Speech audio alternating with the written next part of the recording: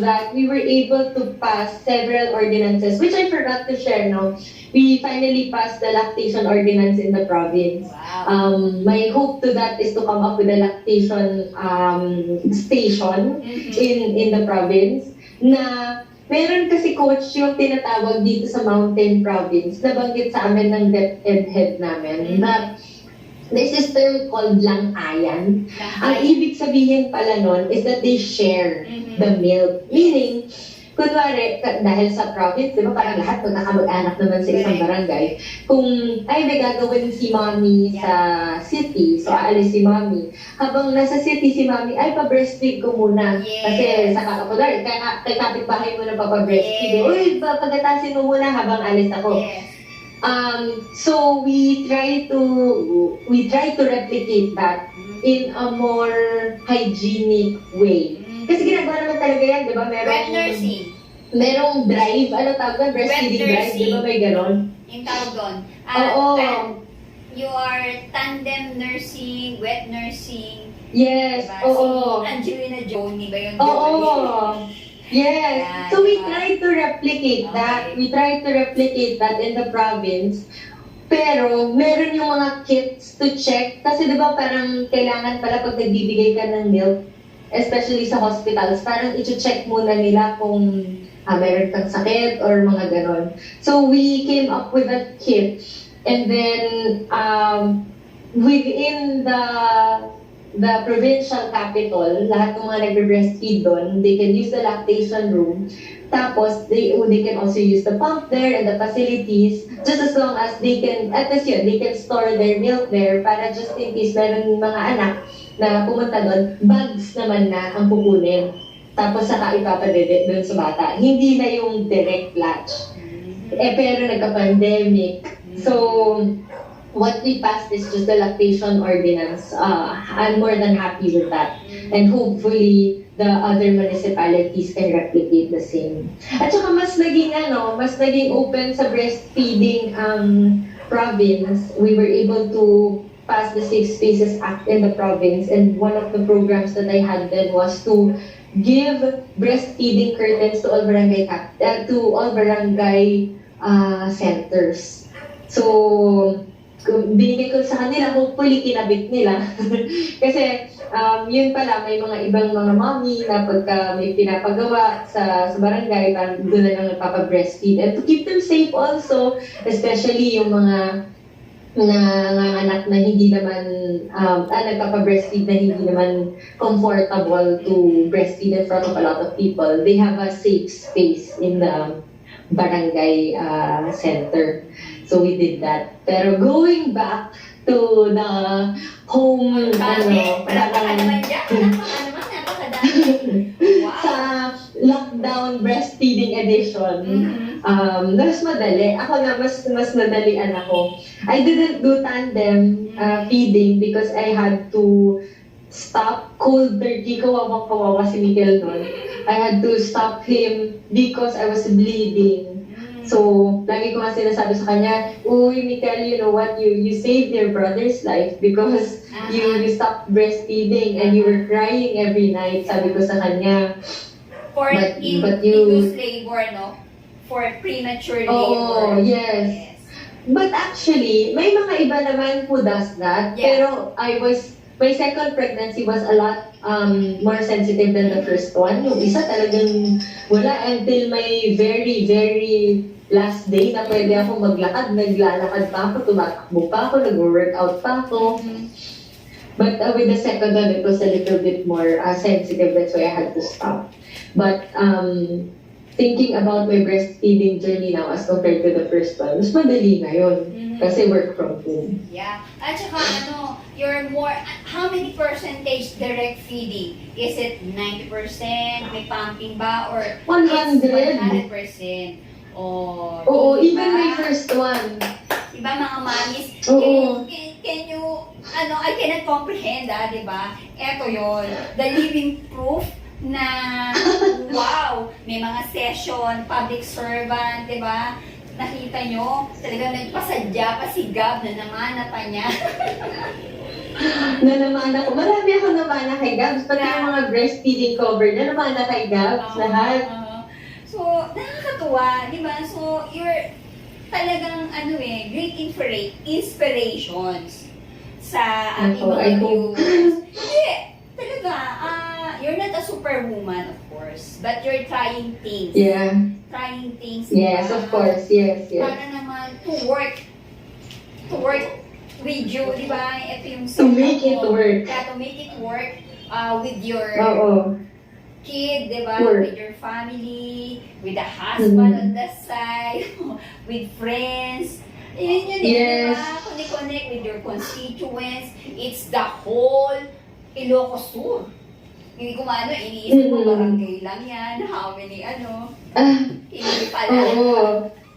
Can you imagine that? Wow, so I must say, please accept this, that you are such a great blessing. Not only to your family, Thank you, Coach. not only to your children, but to the entire Ilocos Sur. Of course, syempre, we cannot please everybody, di ba? But as you are Yes. putting your one foot, one step at a time, and then, yun lang na yun, you will accomplish more things, di ba? And then people will realize, among those constituents of yours, na, this is effort, di ba? Na pinag-iisipan mo, may sakripisyo, may pagmamahal. Yun So, nagpapasalamat ako because we're talking, you're sharing now to me, di ba? And to everyone. Oo, nung una parang Coach Z, tulungan mo nga ako. Ano bang gagawin ko? Hindi ko maintindihan kung nangyayari sa akin. But now you are an expert. Di ba? You figure out things to work with you, make work with you.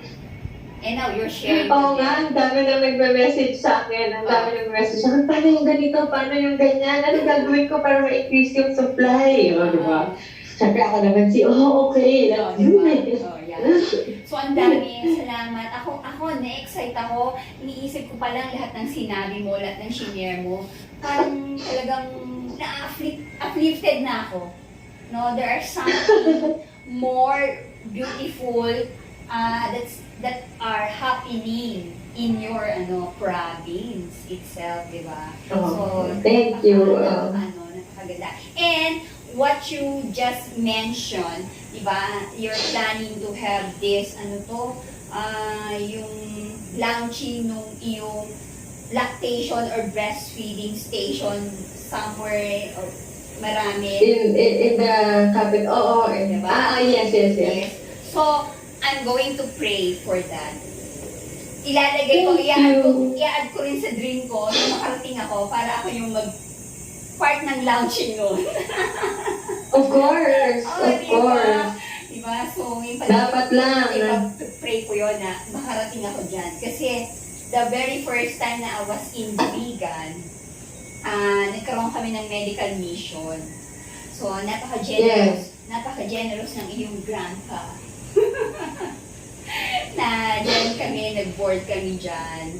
No? So, na-meet ko rin, na-experience ko rin yung vegan atmosphere, diba? Way back na ang agang wala na, close na. Oo, diba?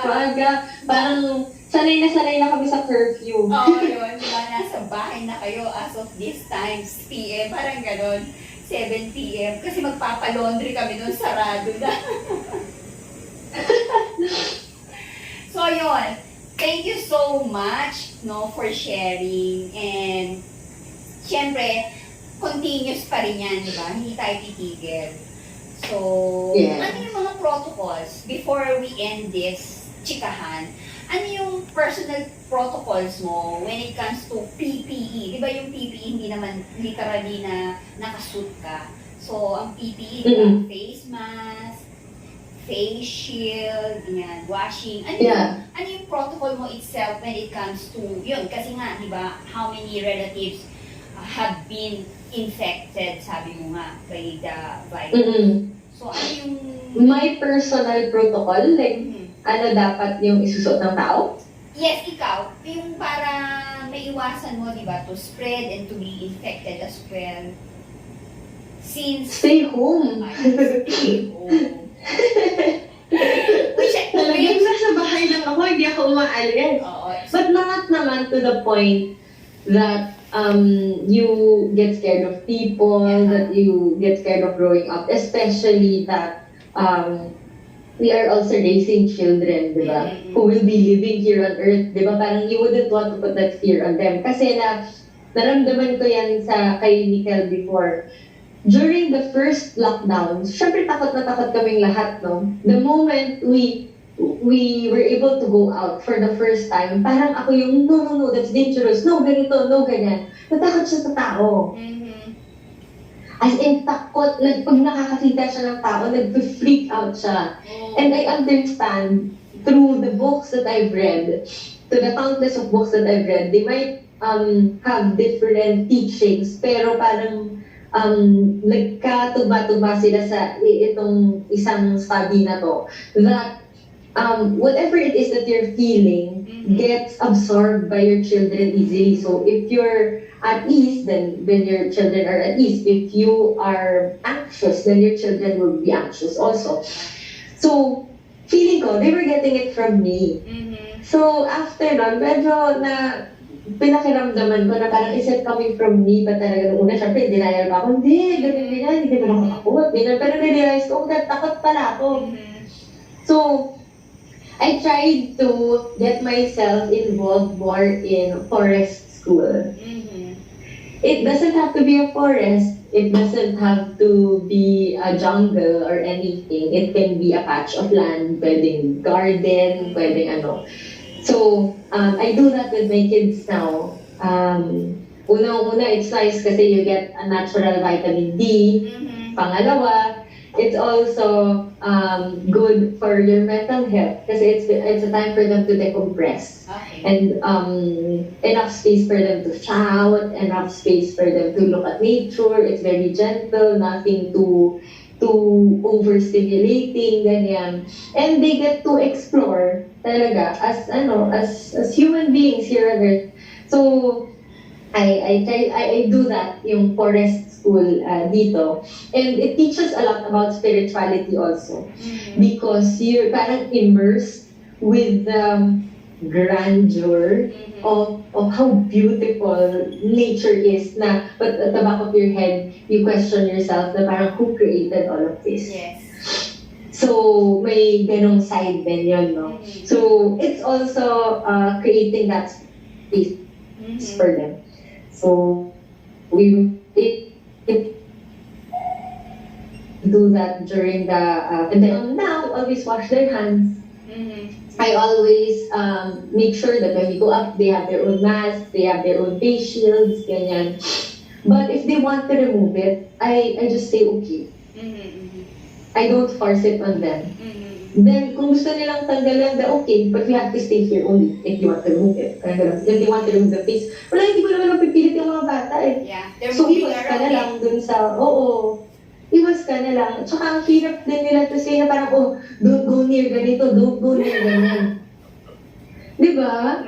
Parang ang sama naman ng childhood na gano'n. So, don't put them na lang in situations that would make you have to do that.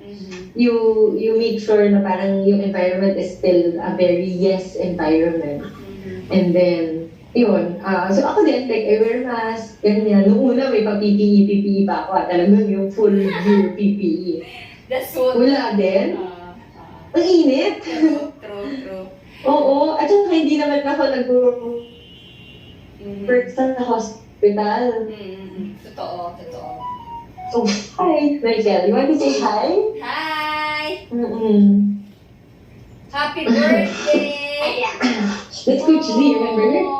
So She said happy birthday. Here, you get this. Happy birthday! Happy birthday! You're such a baby. The last time I saw you and your mommy handed to me. Coach Z was the one who helped me breastfeed. Hi! Oh, sobrang handsome naman. Hi! Yeah, ayun.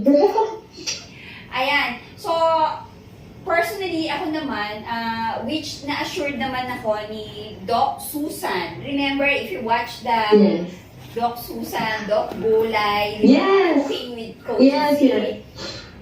Eto yun, mas na-at-peace ako because what she's telling to me and to everyone, yung viewers, na once na yung kinakain mo, you are mindful, di ba? Napaka-simple, basic lang.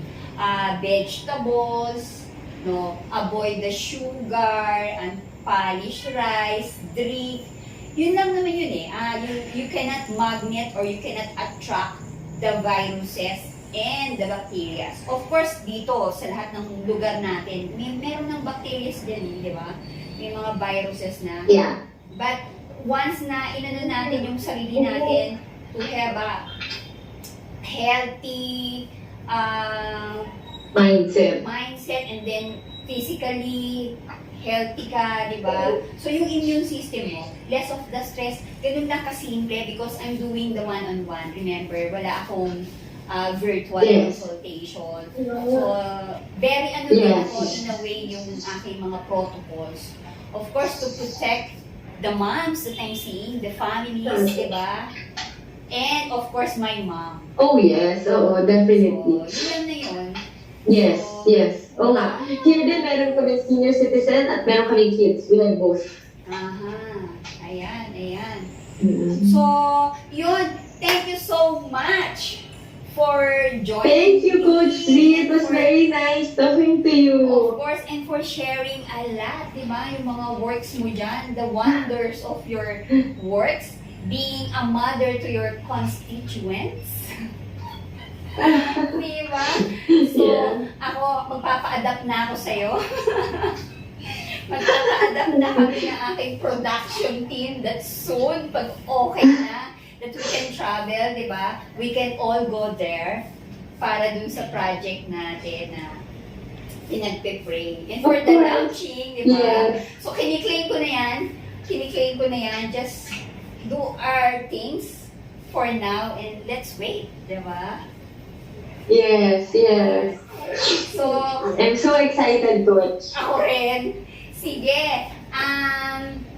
Anything else that you want to share or to say to our viewers?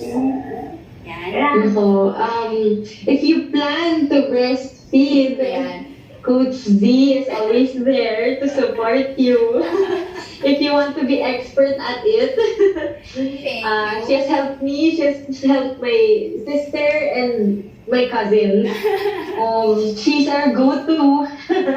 So, our go-to when it comes to breastfeeding and holistic care. So, we always say that we want what's best for our children. So why not get the best one, Coach Z, when it comes to your breastfeeding journey? Wow. Thank you so much for that. And, yan. So, I hope na all of you, no, not only pregnant or breastfeeding, the family itself, all races, this Chikahan of ours, ni Mika, di ba? From the north, Ilocos Sur. Yan. Yes. You heard so much about the projects, how she take care of her constituents together, yung kanyang mga partners dyan sa mga proyekto. So, I'm hoping also that it will inspire you. Di ba, no? You inspired them by doing this, came up with this kind of... Actually, if you check my Facebook, www.facebook.com/Mika Singsong-Mendoza, we have a live, well, for one, nandun yung live nating dalawa, Coach Z. Okay. Pangalawa, meron kaming live doon ni Paolo, my partner. Yeah. So it's nice, it's very funny. Parang casual na pinag-uusapan namin yung breastfeeding. And it was my tribute to all partners to understand the women when it comes to breastfeeding. Well, parang point of view naman ng lalaki. So it's nice also, you interview Paolo one of these days. Of course, naka-line up na yan. Ayan, narinig Oo, nyo, kasi narinig nyo. point of view ng lalaki sa breastfeeding. Nakakatawa talaga yung yung mga top 3. Tinanong pa siya parang ano yung mga top 3 na kailangan ng breastfeeding mom. Ano dapat yung pinaka-essential. Pero nakakatawa yung mga sagot niya. Okay. Sige, naka-line up na si Pai. Oh yeah! Diba? Lapit na. Kapit Yes. na yun. And of course, everything that I said kanina and that I was able to share was also possible because of Paolo. Ayan. Very Without the help of your partner and the support of your partner, ang hirap. Kahit yung simpleng masahe lang sa likod ng 1 minute, okay na. Malaking bagay na yun. Or like pagka nagpapabreastfeed ka, pag ngawit na ngawit ka na. Or yung pagka magpapabreastfeed ka, ito na yung breastfeeding cover mo. Yung mga gano'n. Wow. Malaking bagay na yun. True. O, diba? Or lagyan natin ng unan para wag ka mangawit. Yung mga gano'n. Malaking bagay na yun. O, ayan ha. Mga daddy. Oo. Kaya namin tips na. Pressure. Tignan ganun, ano? Sige. Okay, once again, thank you so much for Thank you, Coach. Thank you so much. Chikahan, di ba? I am so grateful and blessed once again. So, yan. I hope you all enjoyed this Chikahan as much as we do, di ba? Together. So, in that note, Yes, super. sige, keep safe everyone Yeah. and enjoy. See you Bye. soon.